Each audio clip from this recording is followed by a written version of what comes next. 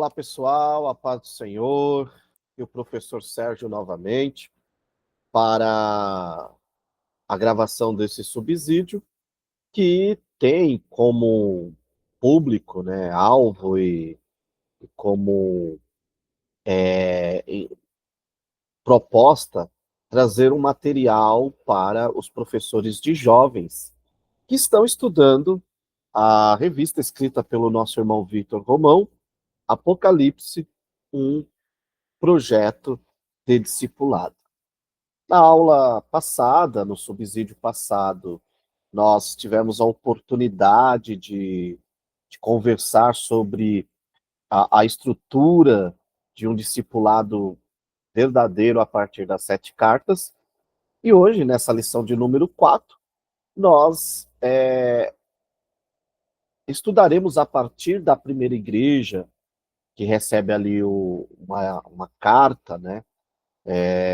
A igreja de Éfeso. E essa lição ela tem como proposta nós urgentemente retornarmos a uma prática de discipulado pautada no amor. A carta à igreja de Éfeso, dentre muitas coisas, nos ensina que é possível estar às vezes fazendo a coisa certa, mas com o sentimento, com a intenção incorreta. Logo, aquilo que é ortodoxo se torna errado e desagrada ao nosso Deus. Quando nós olhamos para a igreja de Éfeso, é importante pensar que essa igreja ela não é criticada ou repreendida por um pecado de adultério, por um pecado sexual, por uma heresia. Não. Ela é repreendida porque ela trabalha, ela luta contra as heresias, no entanto, ela se torna indiferente. Ela perde o principal que uma comunidade não pode permitir que saia do seu meio, que é o amor primordial. Então, vamos entender, né, essa lição a partir do contexto da igreja de Éfeso, que diz muito para nós.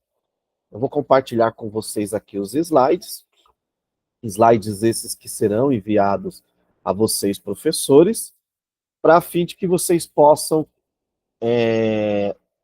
ter um material a mais na preparação da aula de vocês. Então, ortodoxia sem amor. É possível? É possível eu fazer a coisa correta e mesmo assim ser repreendido pelo Senhor? Sim, sim. É possível e essa carta ela nos mostra isso, né? Se nós fôssemos trabalhar aqui um ponto, seria redescobrindo a essência da fé cristã em um mundo exigente. A igreja de Éfeso ela estava em um mundo exigente. No entanto, ela precisava redescobrir o seu papel. Essa daqui é a trilha de aprendizagem, né? A ortodoxia sem amor, o contexto de Éfeso, a mensagem de Cristo para essa igreja, o chamado para o amor primordial e, ao retornar para esse amor primordial, ela restauraria a sua essência e teria um discipulado eficiente, um discipulado que glorificasse a Deus. Ortodoxia sem amor? Como? Será que a adesão rigorosa a doutrinas e práticas, aliada a um esforço incansável, garante a essência do cristianismo? Quando nós refletimos isso e olhamos para a igreja de Éfeso, nós pensamos que, muitas das vezes, a nossa adesão a costumes, a práticas rigorosas, a um trabalho incansável, não é a garantia de um cristianismo essencialmente bíblico, né?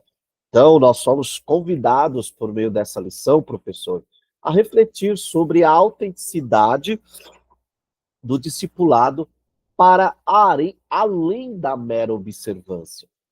Quantas das vezes nós discipulamos apenas por observância, ensinamos por observância e não banhamos as nossas ações no amor, né? Em outros casos, como é o caso da igreja de Éfeso, nós lutamos tanto, trabalhamos tanto, brigamos tanto contra heresias e outras coisas, que nós nos tornamos pessoas frias, pessoas sem emoção, sem sentimento, por assim dizer. Trabalhamos para Cristo apenas pelo hábito do trabalho, né? Apenas pelo hábito do trabalho. E isso é muito triste quando acontece. Mas o que foi a cidade de Éfeso, né? Éfeso era a principal cidade da Ásia. A principal cidade da Ásia. Era uma das maiores e mais influentes cidades do Império Romano. Ela tinha um vibrante centro comercial e cultural. Sua riqueza e a sua diversidade tornava essa cidade estratégica, mas também era uma cidade complexa, né?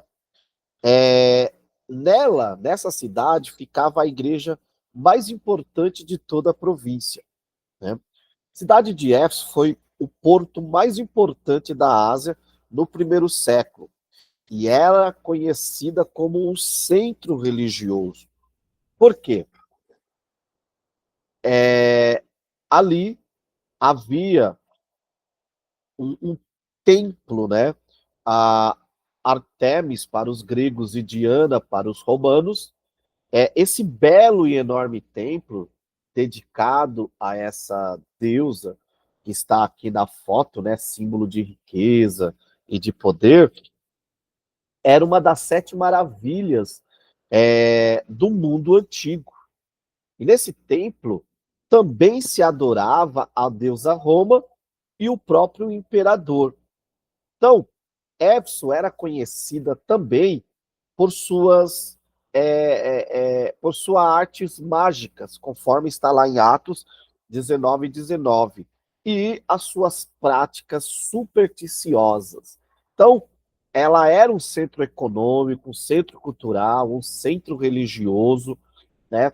Um lugar de refúgio, né? Ali havia um culto imperial, e tudo isso trazia pressão para a igreja de Éfeso, né? E os cristãos enfrentavam perseguição por se recusarem a adorar aos deuses pagãos e ao próprio imperador. E o que acontece a partir desses conflitos econômicos, de fé, uma vez que em Éfeso a fé cristã vai confrontar diretamente a lucratividade da indústria de ídolos de Artemis. Isso gera tensões econômicas e sociais, e a evangelização passa a ser vista como uma ameaça ao sustento dos artesãos. Então, tudo isso, todas essas lutas, essa obra evangelística árdua, tudo isso faz com que a igreja de Éfeso vá se tornando uma igreja com uma ortodoxia elogiável, mas uma ortopraxia, uma prática incorreta. Por quê? Porque tudo indica que o problema de Éfeso era eles trabalhavam, eles evangelizavam, no entanto, eles se tornaram indiferentes com as pessoas, eles passaram a a sair da régua que Jesus colocou em João 13, 34 e 39, onde Jesus vai dizer que, né, nós seríamos conhecidos a partir do momento que nós nos amássemos, né? Então, vamos entender a característica dessa carta, porque Cristo, ele fala como aquele que tem autoridade, porque é ele que tem as 7 estrelas na mão direita e anda no meio dos 7 candelabros de ouro, né? Então, isso daqui está falando da posição da igreja de Éfeso. A igreja de Éfeso foi chamada para ser luz, mas não uma luz qualquer, uma luz do amor de Deus, do amor de Cristo naquela sociedade indiferente ali de Éfeso, né? Cristo conhece as obras da igreja de Éfeso, sabe que as suas obras, elas são boas, Cristo vai elogiar, mas Cristo também vem com uma palavra de correção. E a correção de Jesus para a igreja de Éfeso é, olha, e apesar do teu trabalho, das tuas obras, da tua perseverança, da tua apologética, né, de você perseverar, no entanto, eu tenho contra vocês que fazem tudo isso, vocês fazem tudo isso, mas vocês fazem apenas por formalidade, sem amor, sem um, um, um sem demonstrar compaixão, né? E aí vem uma advertência muito preocupante, né? E daqui a pouco nós veremos. Então, a autoridade de Cristo é simbolizada porque ele é aquele que tem as lideranças das igrejas em suas mãos, ele é aquele, né, que anda entre os candelabros, ou seja, ele é aquele que tem poder, né? Ele tem a igreja na palma da sua mão, e Cristo é aquele que detém autoridade sobre sua igreja. Ou seja, Cristo, ele deixa bem ciente que ele é o dono da igreja, ele é a maior autoridade, e assim, tudo indica, quando nós vamos para a história da igreja de Éfeso, que ela era uma igreja que obedecia, e tudo bem, faz parte do discipulado obedecer, trabalhar, mas o principal ela não estava fazendo, que era obedecer e andar de acordo com o amor do seu dono, com o amor de Cristo, né? E aí, diante disso tudo, o Senhor vai dar um diagnóstico. O diagnóstico é um trabalho árduo, perseverança elogiada. É uma igreja que tem discernimento contra os falsos profetas. Então veja só, era uma igreja que evangelizava, era uma igreja que orava, era uma igreja que tinha ensinamento bíblico, tinha pregação bíblica. No entanto, tudo isso não foi suficiente para ela receber uma das críticas mais duras, uma das mais duras das 7 igrejas, que é o quê? Vocês precisam voltar ao primeiro amor. Por quê? Vocês estão fazendo tudo isso, no entanto, vocês perderam o amor. Ou seja, eles tinham um foco na obra e não nos relacionamentos. E o discipulado, ele é uma. Ele envolve muito mais o relacionamento do que a obra. O legítimo discipulado, ele acontece a partir do relacionamento. E esse relacionamento leva para uma obra aprovada por Cristo. Mas o que é esse primeiro amor, né? Esse primeiro amor que Jesus está cobrando da igreja de Éfeso, né? E que os crentes de Éfeso tinham no início por Cristo, e um pelos outros, precisa ser compreendido a partir da expressão utilizada é, no contexto da epístola, não no contexto de hoje. Por quê? Porque no contexto de hoje, muitos atribuem esse primeiro amor ao crente que deixa de falar em línguas, ao cristão que deixa de repente, frequentar uma escola dominical, que deixa de entregar folheto. Claro que a ausência desse primeiro amor pode levar a essas coisas, mas não é isso que Jesus está falando. Jesus está falando pelo contrário, que essa igreja, os irmãos dessa igreja de Éfeso não faltavam nos cultos, não faltava no ensino, tinha discernimento, ou seja, tinha dons. No entanto, ela perdeu o entusiasmo inicial pela comunhão cristã, né? Então, a igreja, ela é elogiada por ser leal ao Senhor de tal modo que não recitava em enfrentar trabalho pesado e sofrimento em nome de Cristo, né? O que parece não harmonizar com a ideia de fervor, como nós estamos, como muitos colocam, né? Então não é esse amor, não é o fervor. A igreja de Éfeso não perde o fervor. Ela continua trabalhando, ela continua com as obras. Mas o que é esse primeiro amor?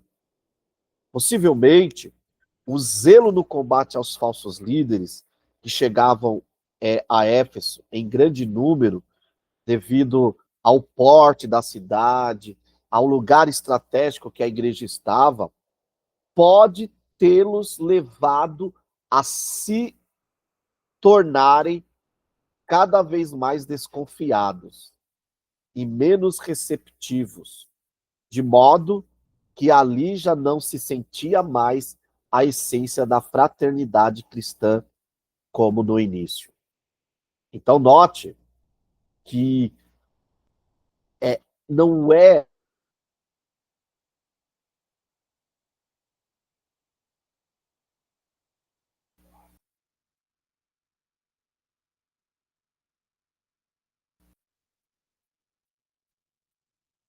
Então, note que não era somente a questão do trabalho, mas acima de tudo era o que aquela igreja, né, a priori, ela tinha perdido o que era o senso de fraternidade. E aqui é um ponto importante no discipulado. Todo discipulado é especialmente um modo de fraternidade. Porque é impossível haver um discipulado sem haver a fraternidade, a comunhão, o contato. E o Senhor Jesus levava, né? Levou e continua levando tudo isso muito a sério, né? Aquela igreja, ela é convidada a retornar à prática do amor, que é a essência do discipulado autêntico. Note que eu posso até ensinar para as pessoas o caminho da minha religião. Eu posso ensinar para as pessoas como ser boas frequentadoras de igreja, mas eu só poderei levar essas pessoas a um discipulado genuíno quando esse meu ensino, esse meu zelo estiver pautado no amor autêntico. Isso é muito importante para a nossa discussão aqui. Avançando, o Senhor ele vai olhar e dizer assim, olha, se vocês se arrependerem, né, vocês lembrarem da onde caíram, né, vocês voltarem atrás, eu quero dizer uma coisa, né, que aos que vencerem o quê? vencerem essa falta de amor fraternal, né? Não é só vencer os hereges, não é só vencer o culto ao imperador, mas é vencer essa falta de amor fraternal que os levou a uma formalidade, a uma frieza nos relacionamentos. Se vocês vencerem isso, aos que vencerem, eu darei o direito de comer, né, novamente da árvore da vida, né? E o que é isso? O que é essa árvore da vida? Simbolizava a vida eterna para os que vencem, contrastando com os rituais pagãos ali de Éfeso. Era uma recompensa divina pela fidelidade daqueles que venceram, não só os de fora, mas venceu também a sua falta de amor, né? Então, aqui está um quadro para nós entendermos que nós precisamos ter equilíbrio no nosso discipulado. Não adianta eu ter uma ortodoxia, uma crença correta, uma doutrina correta, uma teologia correta, um conhecimento intelectual, bíblico, e tudo isso me levar a um legalismo, a um fundamentalismo rígido, a uma fé sem obras, né? Do mesmo jeito que eu não posso pautar apenas o meu discipulado na boa ortopraxia, que é a prática correta, a ação e comportamento correto, que seria o quê? Que leva-me a ações ética e moral, que pode me levar a um ativismo vazio, a um moralismo superficial, obra sem fé. O que a igreja de Éfeso estava sendo convidada era ao equilíbrio, a voltar ao primeiro amor, que não é um mero fervor emocional, tá bom? Não é só entregar comida a quem tem fome. Isso faz parte do amor cristão, mas não era isso que eles estavam sendo cobrados. Porque eles faziam tudo isso. Mas a prioridade era a devoção inegociável a Cristo. E essa devoção os levaria a um autêntico discipulado e os levaria à essência da fé, que é o amor um pelos outros.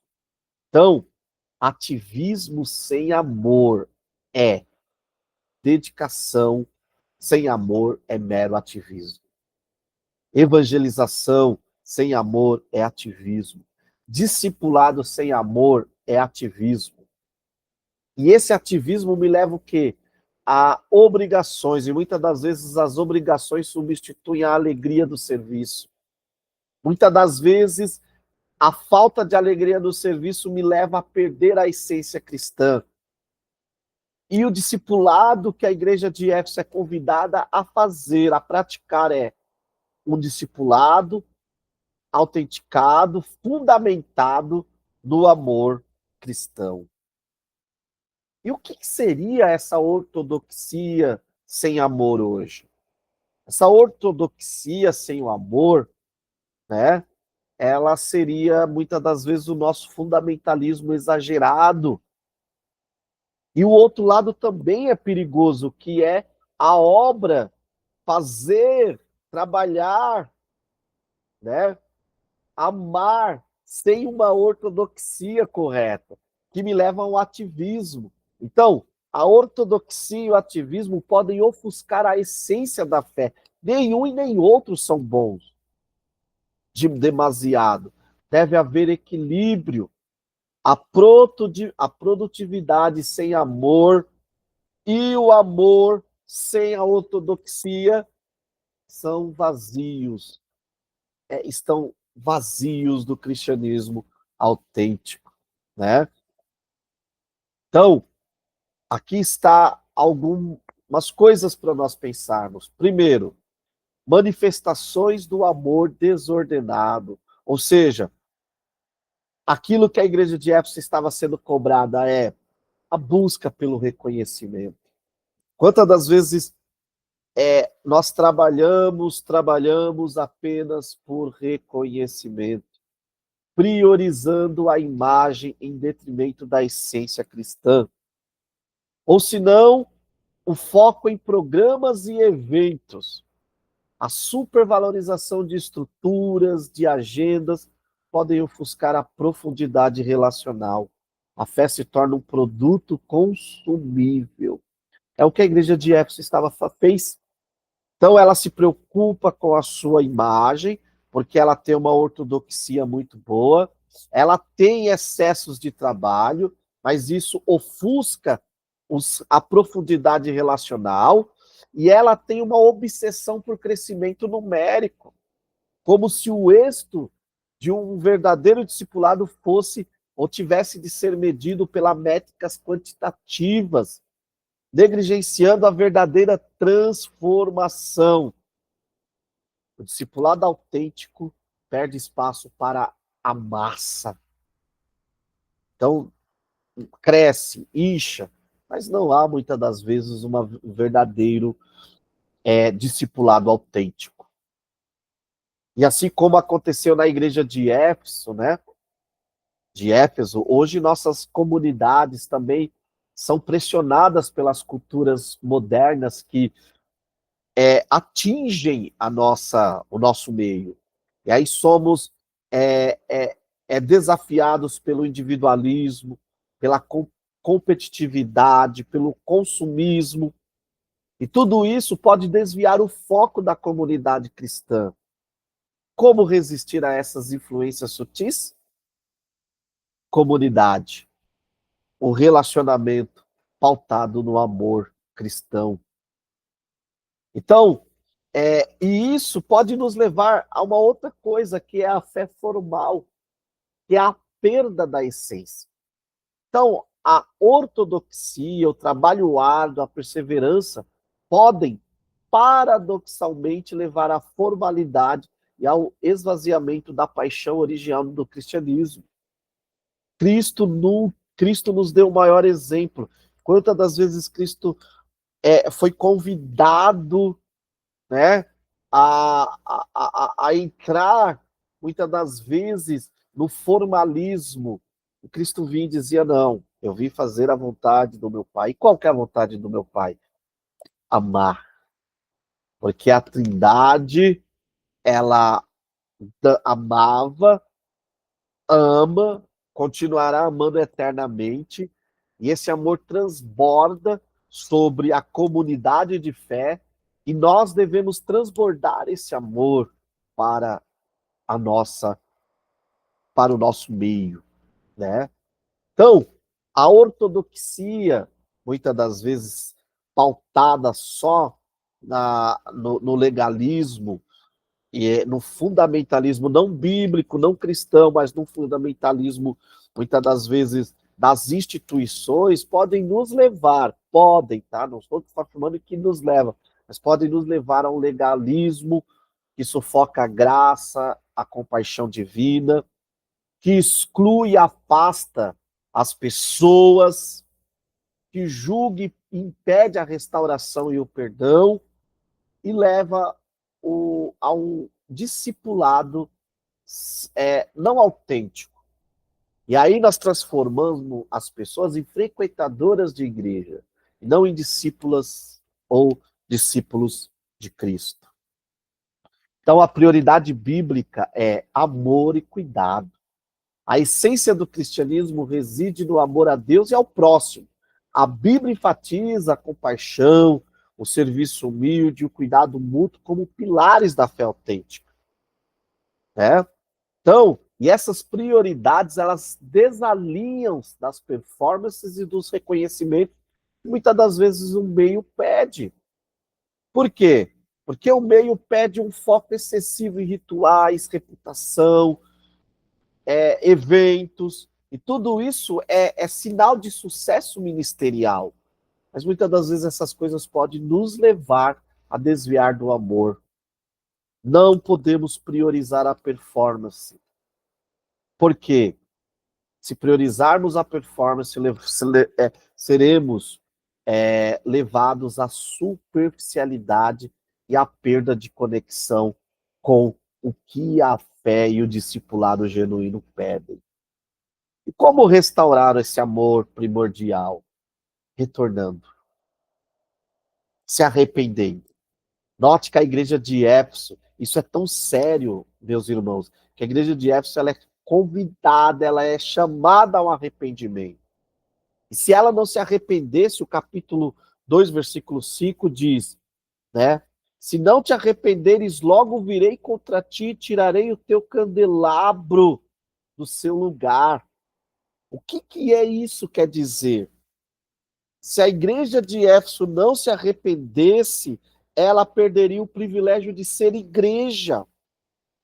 Sem amor, a igreja deixa de ser um reflexo de Cristo, de ser luz do mundo, e passa a ser só um salão de reunião. Para nossa tristeza, a história comprova que isso aconteceu com a igreja de Éfeso. Em 1403 depois de Cristo, os turcos invadiram a região, destruíram totalmente lá tudo que havia de cristianismo e atualmente 100% da região é muçulmana. Ou seja, não há uma igreja ali naquela região. E isso é muito triste, porque pode acontecer isso conosco. Muitas das vezes nós podemos estar reunidos como igreja e não sermos igreja. Então, a igreja de Éfeso ela é convidada a lembrar aonde caiu. Jesus está chamando ela a uma reflexão honesta, a uma fé vibrante. Jesus está chamando ela a identificar os desvios e distanciamentos da essência. Jesus está está convidando ela a relembrar o primeiro amor espiritual. Esse é o caminho para a restauração, o autoexame e o retorno. Aquela igreja não estava sendo convidada apenas à mudança de atitude, mas a uma metanoia, que vai além do remorso, que é uma transformação radical de mente e direção de vida, priorizando Cristo, e isso implica reorientar valores e propósitos para o reino de Deus. Só assim, com uma verdadeira reorientação, quando nós reorientarmos os nossos valores e propósitos para uma perspectiva de reino, nós faremos ou teremos um discipulado genuíno. Então, essa lição, ela nos convida à urgência de um discipulado pautado no amor cristão. E tudo isso só será possível quando nós amarmos a Deus acima de tudo, amarmos ao próximo no nosso serviço genuíno, com uma compaixão ativa e não apenas fé. Posso ter fé e não ter compaixão. E ter uma ação motivada por um amor primordial que me leva ao verdadeiro discipulado. E como que pode, o que pode levar a esse amor genuíno? Primeiro, a oração íntima. Cultive um diálogo pessoal e contínuo com Deus. Vá além de pedidos. Busque uma comunhão profunda e sincera. O estudo genuíno das Escrituras, que é o que estamos fazendo aqui. Engajar-se na palavra. Permitir que a palavra molde a nossa cosmovisão e ações diárias. E relacionamento contínuo com os irmãos. Precisamos buscar relacionamentos na nossa comunidade de fé. Compartilhar a nossa jornada juntos. Isso nos levará ao crescimento coletivo. Né? E o amor primordial é o que define o discipulado autêntico. Então, diante de ortodoxia, trabalho e perseverança, somos convidados pelo nosso Senhor a não desviarmos do amor primordial que Cristo nos ensinou. Esse amor que define um discipulado verdadeiro e autêntico. Eu concluo essa videoaula, esse subsídio, dizendo: ortodoxia não basta sem amor. Amor é a base da fé. Só que só o amor sem a ortodoxia se torna ativismo. Nós temos que nos arrepender e voltar a termos uma ortodoxia, sim, mas é pautada no amor que nos leva à verdadeira comunhão. Eu espero que esse subsídio possa enriquecer a tua aula, que você possa utilizar essa videoaula, os slides que eu compartilharei com vocês, tudo para a glória de Deus, e que vocês possam levar os seus alunos a reflexão de que muitas das vezes não estamos aparentemente fazendo nada de errado, mas estamos errados. Por quê? Porque muitas das vezes nós nos tornamos formais. E o discipulado autêntico, ele não é baseado na formalidade, ele é baseado no amor, que é a régua que Cristo colocou. Deus abençoe você e até o próximo subsídio, se assim o Senhor permitir.